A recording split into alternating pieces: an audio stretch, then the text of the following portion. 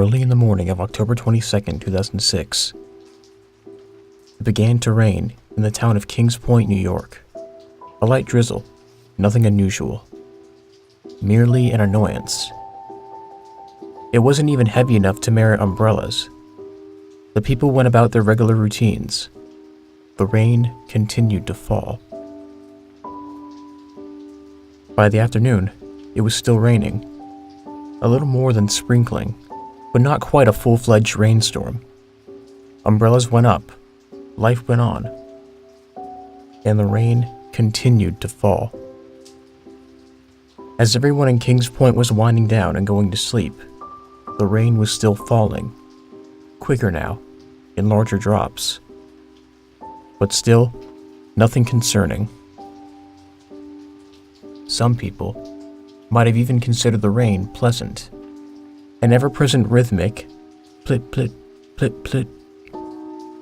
No thunder, no lightning, just rain. The next day, the sun didn't rise. The sky was gray and dull, and the rain was falling in its rhythmic pattern. Plip, plip, plip, plip. Local meteorologists made wild predictions about when the rain ought to clear. Some said within the day, some within the week. A few even said within the hour. Undaunted, the rain continued to fall. Nobody seemed to notice it had grown heavier in the night. Under their umbrellas, everyone in Kings Point went about their business.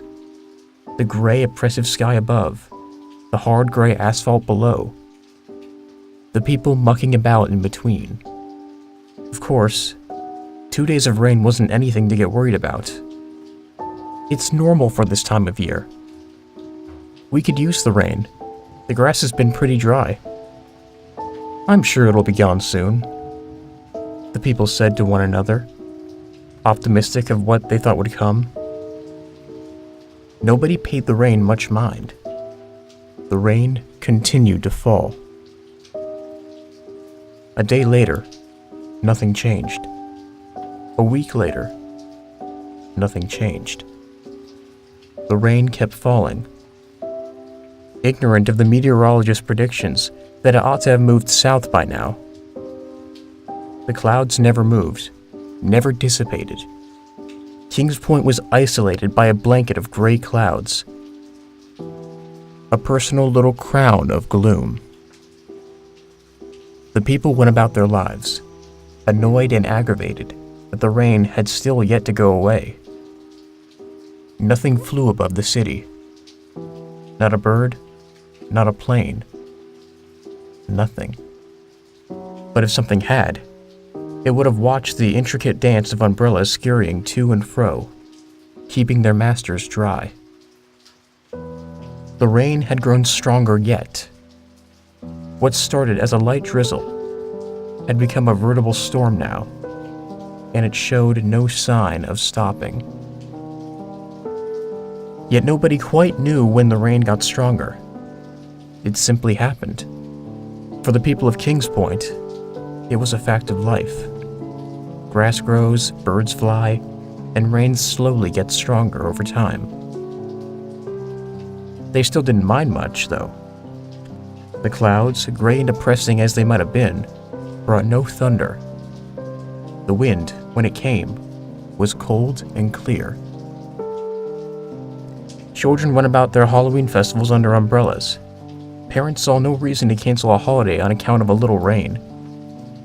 And umbrellas had become so ambiguous in town, everyone was expected to have one anyway. The rain claimed its first victim that night. A boy, Thomas Shelley, slipped and fell into the local river. Little Thomas wasn't a very strong swimmer, and he was encumbered by his costume. He drowned on Halloween night, still wrapped in his little ghost sheet. His body was never found. The authorities expected he drifted downriver, and he would show up later. He didn't. The tragedy of Thomas Shelley rocked the small town. The people began to treat the rain as a menace, a threat to their children. The rain, however, remained as impassive as ever. It continued to fall, hard, but familiar. The next day, Kings Point closed schools. Nobody wanted another Thomas Shelley incident. And everyone figured it was better safe than sorry in the circumstances. Children stayed at home, playing their games and reading their books, safe from the rain. Adults went about their lives on edge, but undeterred. The day after that, a strange thing happened. The gray clouds seemed to fall into the town below. Well, not as much as fall as vaguely saunter downwards. When people woke up and left for work, the clouds were in the sky where they'd been. As everyone left for work, they found the town enveloped in a cold, gray mist.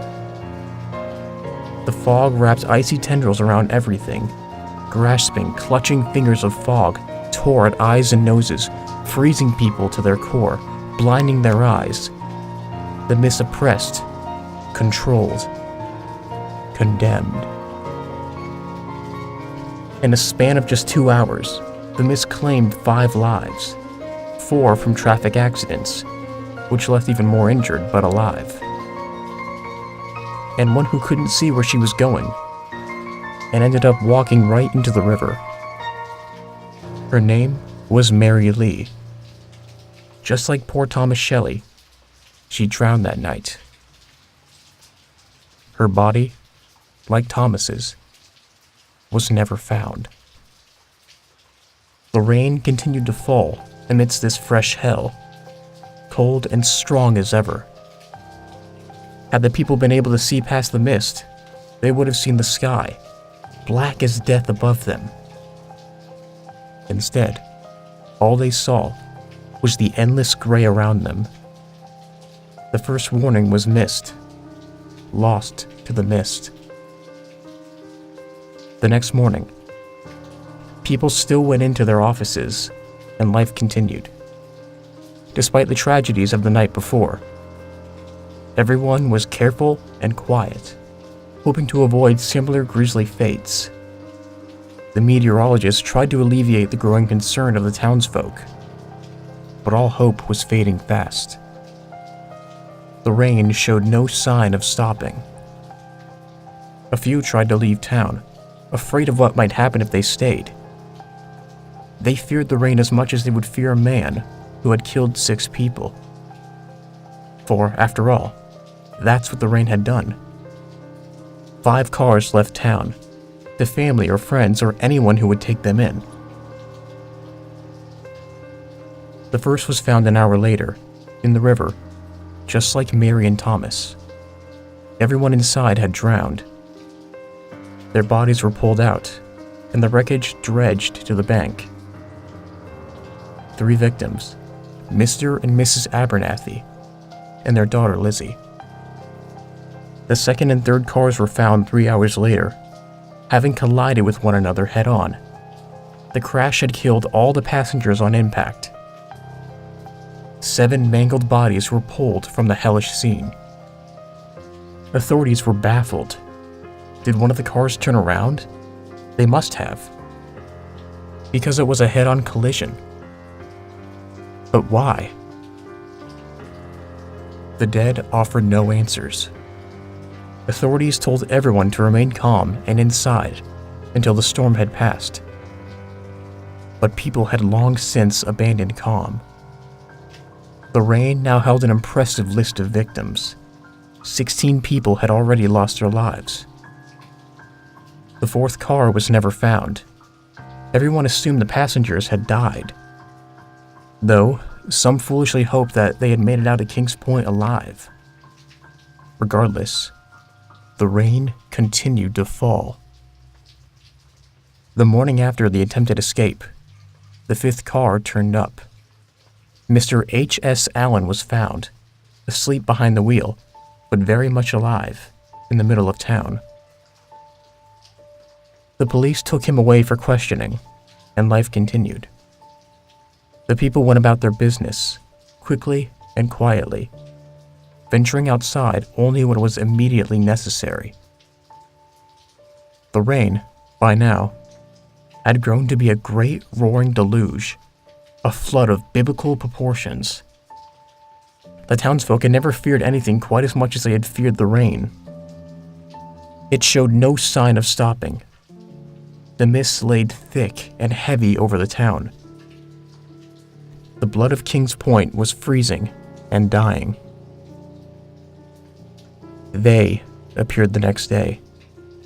Nobody saw them at first, because nobody went outside. But they were there regardless. In the rain, slick black figures with long, stringy hair wandered from place to place. Nobody knew what they were. Nobody dared ask. They roamed the town, and the townsfolk stayed inside. The rain continued to fall, but it didn't bother them. In fact, they seemed to enjoy it. Perhaps they even caused it, though nobody dared ask them, and they never said anything about it. People watched in horror as they stalked up and down the town, though they didn't seem dangerous at all. H.S. Allen woke up in the middle of the day. The police asked the young man about his trip, about his return, about them. Allen said nothing. No matter what the police did to coerce an answer out of him, Allen would simply smile and shake his head. The police were baffled. The rain continued to fall. They continued to roam. All signs of life gone. The first encounter with them occurred on November 5th, 2006. A policeman, Walter Sampson, saw one of them in the station window and, thinking it was in danger, ran outside to let it in. What followed was a scream, a gunshot, a sound unlike anything ever heard on this earth. Then silence. The rain continued to fall. The policeman stumbled back into the station, paralyzed with fear, his ears ringing. One of them had died. The rest of them were not pleased. Sampson immediately called his encounter with them to his superiors. Of course, nobody believed him at first. It was hard to believe the stories about a thin, gaunt creature with long, stringy black hair, a completely smooth face for a sucking mouth that unfolded rather than opening. As difficult as it was to believe, it was close to the truth. The higher-ups sent a team in to investigate them, but they never made it to Kings Point. Rather, Kings Point suffered a critical existence failure when they arrived. What they found was a large lake where the town ought to have been. Experts were baffled. It seemed utterly impossible for a town to simply disappear without serious fanfare. But it happened all the same. There was one survivor of the disappearances of Kings Point. H.S. Allen was found, cold and damp, but very much alive adrift in the center of the lake. The authorities dragged out the poor, freezing Allen out of the water, sick with hypothermia, but still clinging to life. It took him months to recover, but recover he did.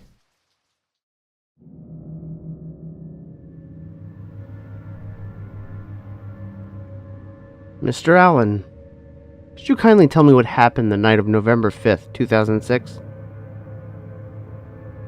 Drowned. I'm sorry, I couldn't quite catch that. They drowned us. Who drowned who? Them, they drowned us.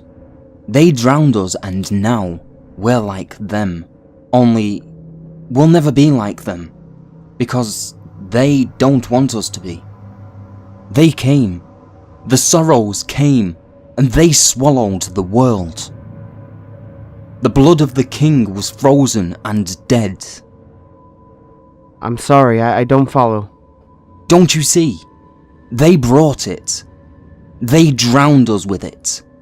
They drowned us with it because we hurt them. What's it? Who's they? They drowned the world because we hurt them. We hurt one of them, and so they're looking for revenge. The deluge washed away the sinful son of Sam because they knew that the son was dead and the blood of the king ran ice in his veins. They came and they... Mr. Allen, please, do you know where the rest of the town is? With them. Drowned. Like them. They took them all away. Why are you still here? They told me to deliver a message. As I travelled the Mobius loop that surrounds the Point of Kings, they gave me a message in which I must deliver. Which would be... The rain continues to fall. The rain continues to fall. The rain continues to fall. The rain continues to fall. The rain continues to fall. The rain continues to fall. The rain continues to fall. The rain continues to fall. The rain continues to fall. The rain continues to fall. The rain continues to fall.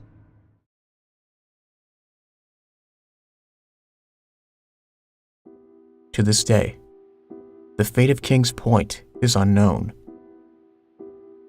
Alan was put into a mental institution outside of Albany, where he's doing quite well.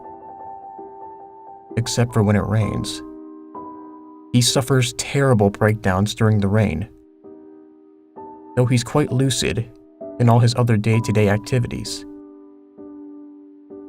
The town of Bakersfield, just a few miles south of the asylum, recently called the Cornell Meteorology Labs in Ithaca to report an aberrant weather pattern.